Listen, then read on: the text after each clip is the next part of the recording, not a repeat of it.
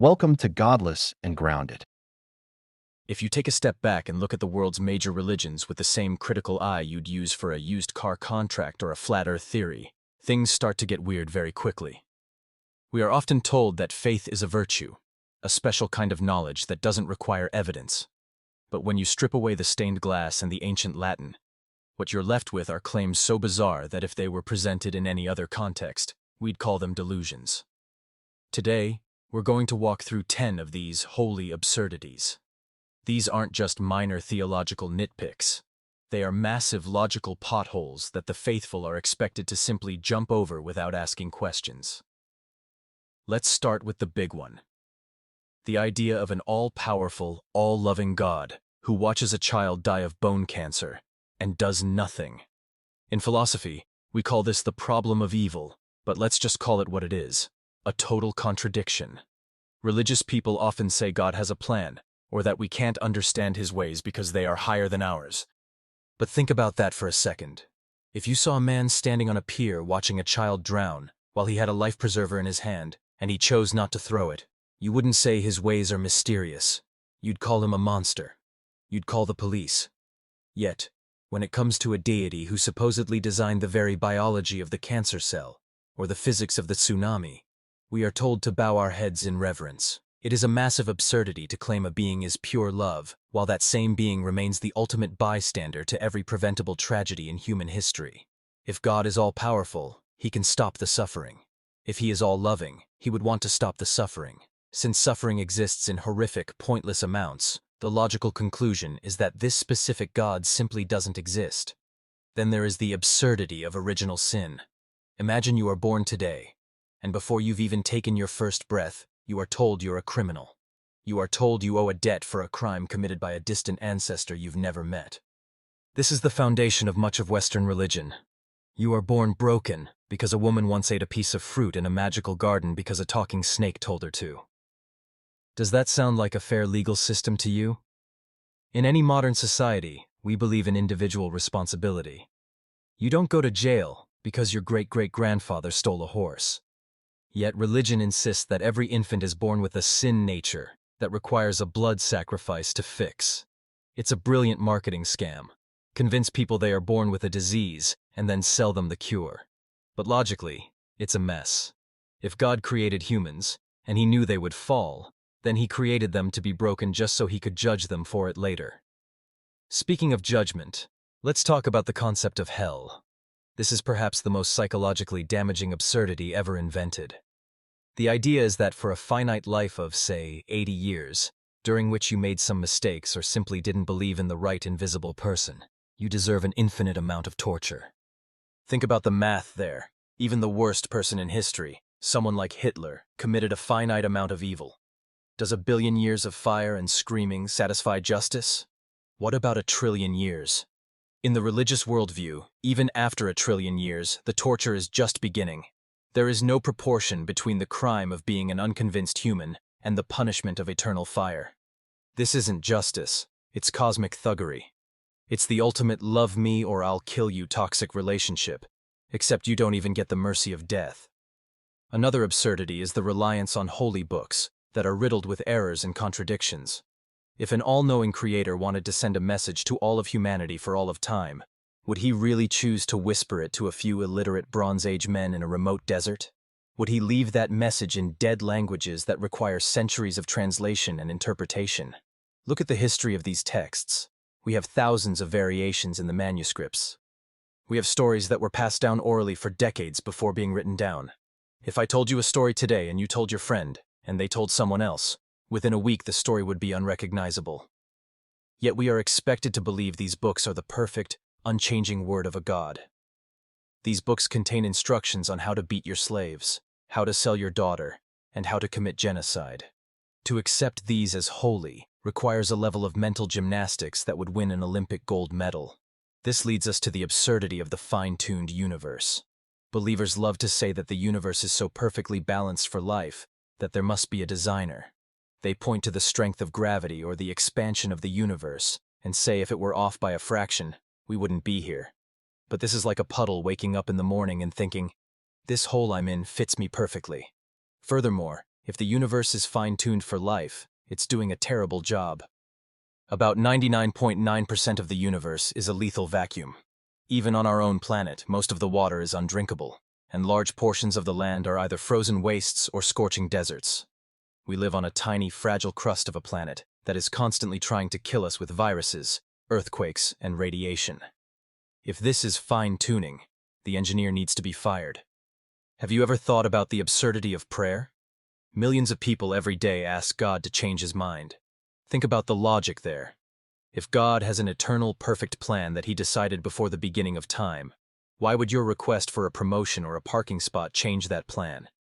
If God changes his plan because you asked, then his original plan wasn't perfect. If he doesn't change his plan, then prayer is useless. Beyond that, the statistics on prayer are devastating for the religious side. Studies on intercessory prayer, where people pray for the recovery of heart patients, for example, consistently show that it has zero effect. In some cases, patients who knew they were being prayed for actually fared worse because of the added stress of feeling they had to get better. People will point to a miracle when one person survives a plane crash, but they conveniently ignore the 100 other people who were also praying as the plane went down and died anyway. Then there's the absurdity of the sacrifice of Jesus. This is the core of Christianity. If God and Jesus are the same being, as the Trinity suggests, then God essentially sent himself on a suicide mission, to sacrifice himself to himself, to save us from himself.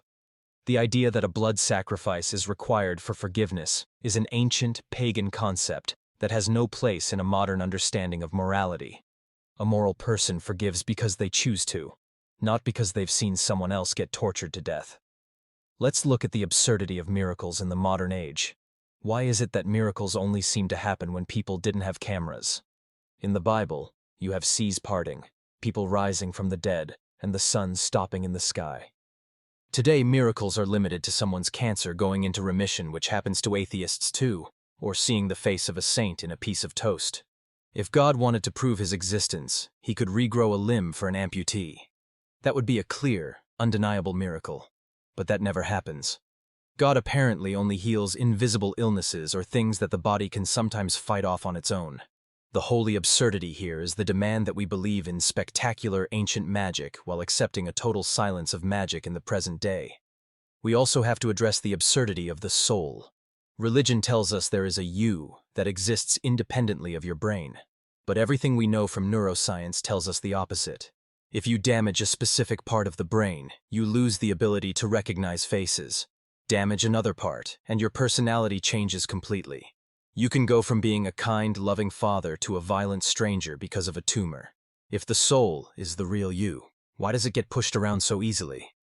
When the brain dies, the you disappears. Finally, consider the absurdity of religious geography. Isn't it amazing that almost everyone happens to be born into the one true religion?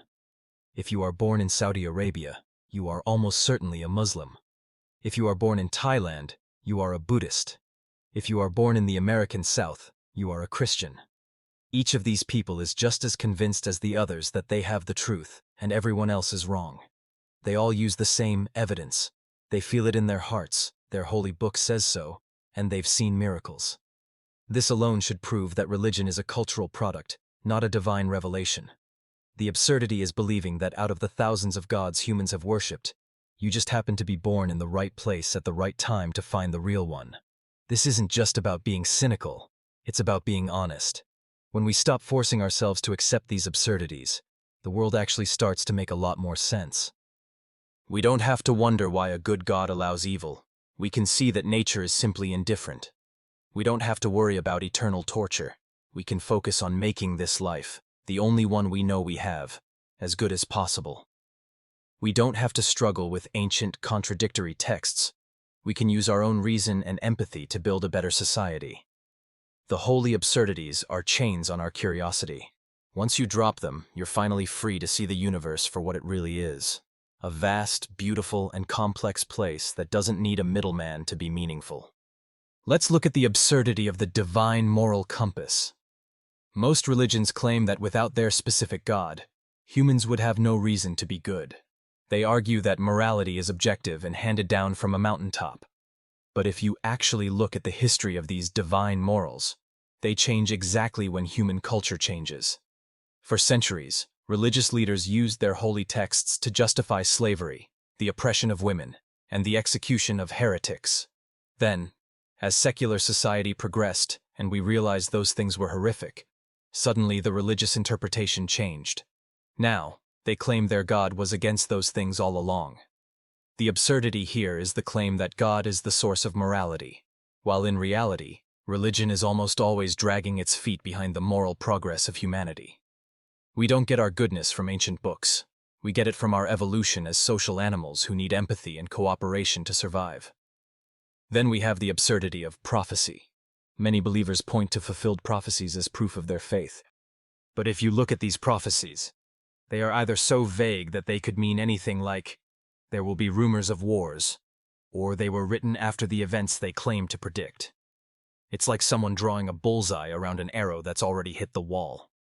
For example, many of the prophecies about Jesus in the New Testament were written by authors who had the Old Testament right in front of them, specifically tailoring their stories to make the prediction fit. If a modern psychic told you that a great leader will rise in the East, you'd laugh at how generic it is. Yet, when a religious text does it, it's treated as divine foresight. Let's talk about the absurdity of creationism, or intelligent design, in the face of our own bodies. If an intelligent designer made humans, he made some really questionable choices. Why do we have a blind spot in our eyes where the optic nerve connects, while the octopus has an eye that's wired much more logically? Why does the recurrent laryngeal nerve in a giraffe travel all the way down its neck, around its heart, and back up to its throat? That's not design.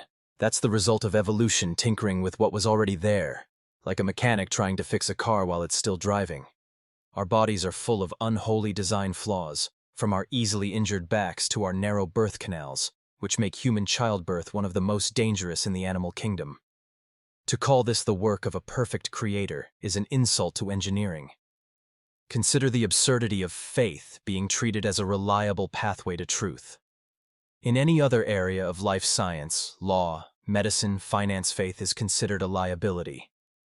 If a doctor said, "I have faith this surgery will work, but I have no evidence," you'd run out of the hospital. If a pilot said, "I have faith we have enough fuel," you'd get off the plane. We use evidence and reason for everything that actually matters. But when it comes to the ultimate questions of the universe, we are told that blessed are those who have not seen and yet have believed. This is essentially an admission that there is no evidence. Faith is what people use when they don't have a good reason for what they believe. If you had a good reason, you wouldn't need faith. You'd just point to the facts. There's also the absurdity of religious exclusivity. Think about the sheer arrogance required to believe that your specific sect of your specific religion is the only one that has the keys to the kingdom. Within Christianity alone, there are over 45,000 different denominations, all disagreeing on everything from baptism to who goes to hell. They all pray to the same God, read the same book, and claim to be led by the same Holy Spirit, yet they reach thousands of different conclusions. If the truth was so clear and divine, why is it so impossible for even the believers to agree on it? It's because there is no objective signal there. It's just thousands of people shouting their own opinions into the void and claiming it's the voice of God. We should also mention the absurdity of the chosen people narrative. Whether it's a specific tribe in the desert or a specific modern church, the idea that the creator of 200 billion galaxies has a favorite group of humans on one tiny planet is peak narcissism. It has been used for millennia to justify us versus them mentalities, leading to crusades, jihads, and systemic discrimination. If a father told his 10 children that he only loved one of them and the rest were rejected, we'd call him a psychological abuser. Yet, this is the exact model of many world religions. What about the absurdity of sacred rituals? We are told that the creator of the laws of physics cares deeply about whether you eat or not. Why would a being capable of birthing stars care about your diet or your wardrobe? These rituals are clearly human inventions designed to create a sense of community and control, but when you look at them from a distance, they appear as strange as any primitive superstition. Dipping a finger in water or chanting in a specific direction doesn't change the fabric of reality. Then there is the absurdity of end times obsession. Many religious people are actually looking forward to the destruction of the world. They believe a rapture, or an apocalypse, is coming to whisk them away while everyone else suffers. This creates a dangerous, disposable planet mentality. This holy focus on the next world makes people reckless and indifferent toward the only world we actually live in. It's a death cult disguised as a message of hope. Finally, let's look at the absurdity of the unmoved mover argument. Believers often ask, well, if God didn't create the universe, who created God? They then solve this by saying God is eternal and doesn't need a creator. But if they are willing to accept that something can exist without a creator, why not just stop at the universe itself? Why add the extra complicated step of a conscious, invisible deity who cares about your sex life? By the principle of parsimony, often called Occam's razor, the simplest explanation is usually the right one. Adding a god doesn't explain anything. It just adds a bigger mystery that you aren't allowed to question. When we look at these 10 points, and the dozens of others that branch off from them, we see a pattern. Religion isn't about explaining the world, it's about comforting the ego and maintaining social order. Once you realize that you don't have to accept these absurdities, the weight of sin and judgment falls away. You realize that you aren't a broken sinner. You are a complex, evolving being in a fascinating universe. You don't need a holy reason to be kind. You can be kind because you know what it's like to suffer, and you want to help others. That's a much more grounded, honest way to live. Let's look at the absurdity of religious free will in a universe supposedly run by an all-knowing God. Believers often say that God gives us the freedom to choose between good and evil, and that's why he doesn't intervene to stop bad things from happening. But at the same time, they claim God is omniscient, meaning he knows exactly what is going to happen before it happens. If God knew a billion years ago that you were going to have a coffee this morning, do you really have the choice to drink tea instead? If you chose tea, then God was wrong, which means he isn't all-knowing.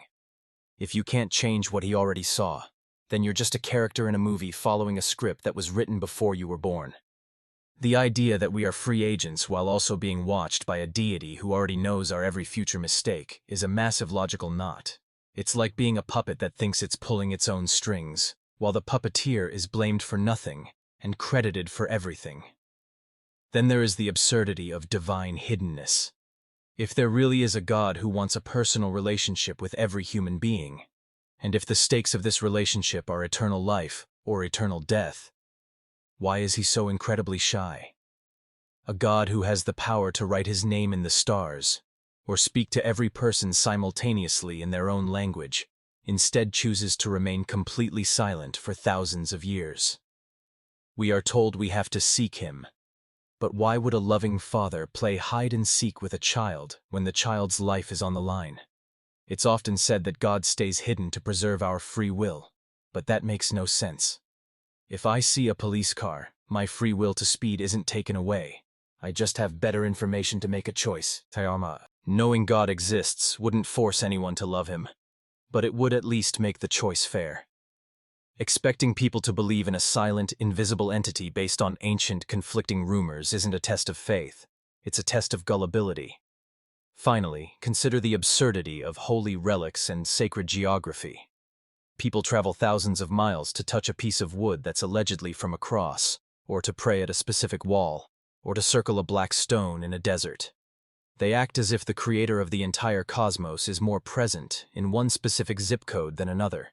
If God is everywhere, then a parking lot in Ohio is just as holy as a cathedral in Rome or a temple in Jerusalem. The idea that a specific piece of dirt is holy has caused more war and bloodshed than almost any other concept in history. It turns the vast, universal mystery of existence into a property dispute. When you realize that the universe is billions of light years across and filled with trillions of stars, the idea that the master of the universe is particularly concerned with who controls a few acres of land in the Middle East becomes local politics disguised as cosmic destiny.